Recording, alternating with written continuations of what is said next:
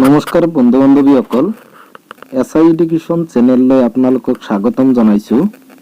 আজি আমি আলোচনা কৰিম 31/10/2021 তাৰিখত হৈ যোৱা অসম টেটৰ পৰিৱেশ বিজ্ঞানৰ এলপি ছেকশ্যনৰ এনচাৰ কিসমূহ। ভিডিঅ'টো ভাল লাগিলে এটা লাইক, কমেণ্ট আৰু চেনেলটো ছাবস্ক্ৰাইব কৰিব, যাতে আগলৈ আৰু এনেধৰণৰ ভিডিঅ' বনাবলৈ আগ্ৰহী হওক। বলক পলম নকৰি ভিডিঅ'টোলৈ আগবাঢ়ো। 1 নম্বৰ প্ৰশ্ন, অসমৰ বায়ুস্ফিয়াৰৰ ৰিজাৰ্ভৰ সংখ্যা কিমান? ইয়াৰ উত্তৰ হ'ব 2টা, মানা আৰু ডিব্ৰু-চৌখোৱা। 2 নম্বৰ প্ৰশ্নটো আছিল, কুকি জনজাতিৰ এটা শস্য চপোৱা উৎসৱ হ'ল। ইয়াৰ উত্তৰ হ'ব মিমকুট উৎসৱ, যিটো অপশ্যনত আছিল সেইটোৱে শুদ্ধ হ'ব। 3 নম্বৰ প্ৰশ্নটো আছিল, তলৰ কোনটো ICT সামগ্ৰী নহয়? ইয়াত 4টা অপশ্যন দিয়া আছিল, তাৰে যিটো বাতৰি কাকত অপশ্যনত আছিল সেইটোৱে শুদ্ধ হ'ব। 4 নম্বৰ প্ৰশ্নটো আছিল, দেহৰ তেজ গোট মৰাত কি ভিটামিনে সহায় কৰে? ইয়াৰ উত্তৰ হ'ব ভিটামিন কে। 5 নম্বৰ প্ৰশ্নটো আছিল, OMRৰ সম্পূৰ্ণ ৰূপটো কি? ইয়াৰ উত্তৰ হ'ব অপটিকেল মাৰ্ক ৰিডাৰ। 6 নম্বৰ প্ৰশ্নটো আছিল, সংবিধানৰ 36 নং সংশোধনৰ লগত জড়িত ৰাজ্যখনৰ নাম কি? ইয়াৰ উত্তৰ হ'ব ছিকিম। 7 নম্বৰ প্ৰশ্নটো আছিল, তলৰ কোনবিধ বেমাৰ খুচুৰা বেমাৰ নহয়? ইয়াৰ উত্তৰ হ'ব জেপেথলমিয়া। 8 নম্বৰ প্ৰশ্নটো আছিল, জৈৱিক সাৰে হ্ৰাস কৰিব পৰা প্ৰদূষণ হ'ল। ইয়াৰ যিটো ডি নম্বৰত অপশ্যন আছিল ওপৰৰ আটাইকেইটা, এইটোৱে শুদ্ধ হ'ব। অপশ্যন 4টা আছিল বায়ু, পানী, মাটি, গতিকে জৈৱিক সাৰে হ্ৰাস কৰিব পৰা প্ৰদূষণ, বায়ু প্ৰদূষণ হ্ৰাস কৰিব পাৰে, মাটি, পানী ইয়াৰো প্ৰদূষণ হ্ৰাস কৰিব পাৰে, গতিকে ইয়াৰ উত্তৰ ওপৰৰ আটাইকেইটাই হ'ব। 9 নম্বৰ প্ৰশ্নটো আছিল, 2011 চনৰ লোকপিয়ল অনুসৰি অসমৰ মহিলা শিক্ষিতৰ হাৰ কিমান? ইয়াৰ উত্তৰ হ'ব 66.27%। 10 নম্বৰ প্ৰশ্ন, সংবিধানৰ কোনটো অংশই পঞ্চায়ত ব্যৱস্থাৰ প্ৰতিষ্ঠা কৰিছে? ইয়াৰ উত্তৰ হ'ব ৰাষ্ট্ৰৰ নিৰ্দেশক নীতিয়ে। 11 নম্বৰ প্ৰশ্ন, ভাৰতৰ অক্ষাংশ বিস্তৃত হৈছে। ইয়াৰ উত্তৰ হ'ব 8 ডিগ্ৰী 4 মিনিট 28 ছেকেণ্ড অক্ষৰেখাৰ পৰা 37 ডিগ্ৰী 17 মিনিট 53 ছেকেণ্ড উত্তৰ অক্ষৰেখা লৈ। 12 নম্বৰ প্ৰশ্নটো আছিল, মনৰ ধাৰণা, কৌশল বা মনোদৃষ্টি এজনৰ পৰা আন এজনলৈ পৰ্যবসিত হোৱা কাৰ্যক কোৱা হয়। ইয়াৰ উত্তৰ হ'ব সংযোগ। 13 নম্বৰ প্ৰশ্ন, দেশৰ ভিতৰত সবাতোকৈ বেছি অৰণ্য থকা ৰাজ্যখন হ'ল মধ্যপ্ৰদেশ। 14 নম্বৰ প্ৰশ্নটো আছিল, তলৰ কোনটো অঞ্চল বদ্বীপীয় উদ্ভিদ অঞ্চলৰ অন্তৰ্ভুক্ত নহয়? ইয়াত কন্দাপুৰ এটা অপশ্যন আছিল, মোৰ মতে এইটোৱে শুদ্ধ হ'ব লাগে, কনফাৰ্ম নহয়।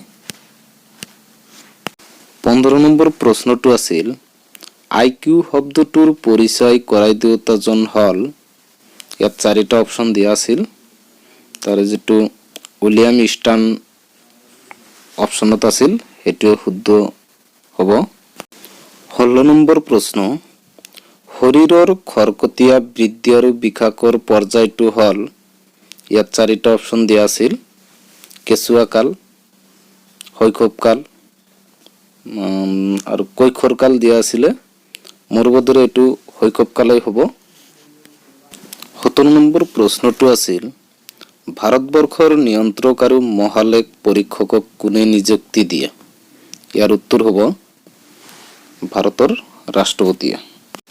বন্ধু বান্ধৱীসকল, অনুগ্ৰহ কৰি চেনেলটো ছাবস্ক্ৰাইব কৰি দিব আৰু বেল আইকনটো অন কৰি ল'ব যাতে এনে ধৰণৰ ভিডিঅ' সকলোতকৈ আগত আপুনি পায়।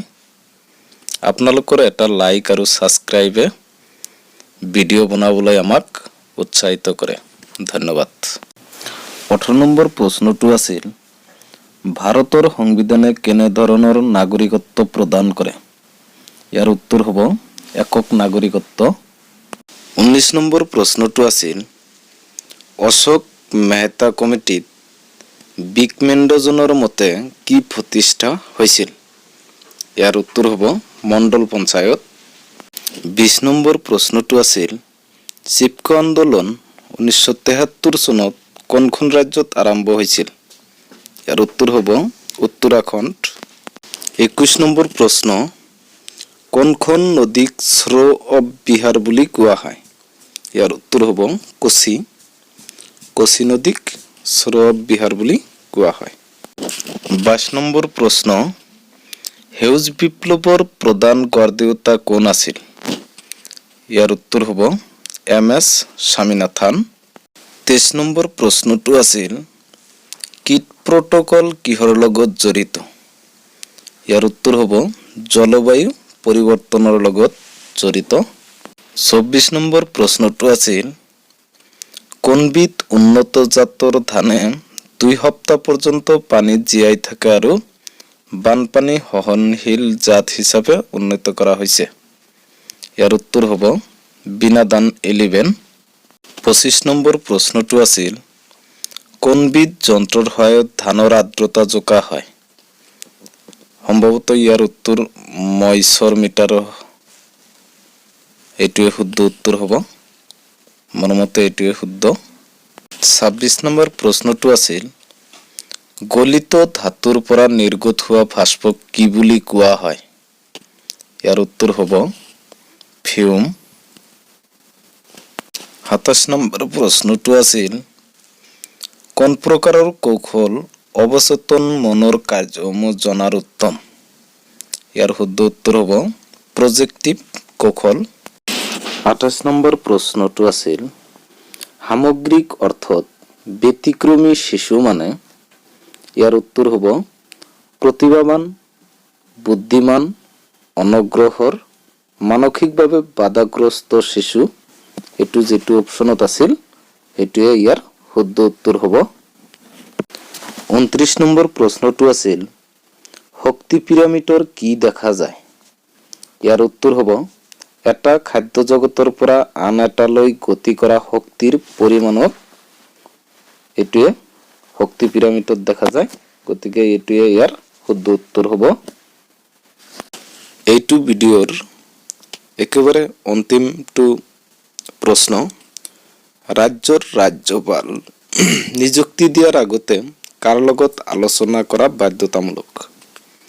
বন্ধুসকল ইয়াত অপশ্যন 4টা দিয়া আছে উপ ৰাষ্ট্ৰপতি, মুখ্যমন্ত্ৰী, ন্যায়াধীশ আৰু ওপৰৰ এটাও নহয়। মোৰ মতে ওপৰৰ এটাও নহয় এইটোৱে শুদ্ধ উত্তৰ হ'ব কাৰণ ৰাজ্যৰ ৰাজ্যপালক নিযুক্তি দিয়াৰ আগতে মোৰ বোধেৰে প্ৰধানমন্ত্ৰীৰ লগত আলোচনা কৰিব লাগে। বন্ধুসকল আপোনালোকৰ মতে কোনটো হয় কমেণ্ট কৰি জনাব আৰু ভিডিঅ'টো ভাল লাগিলে এটা লাইক কৰি দিব। ধন্যবাদ।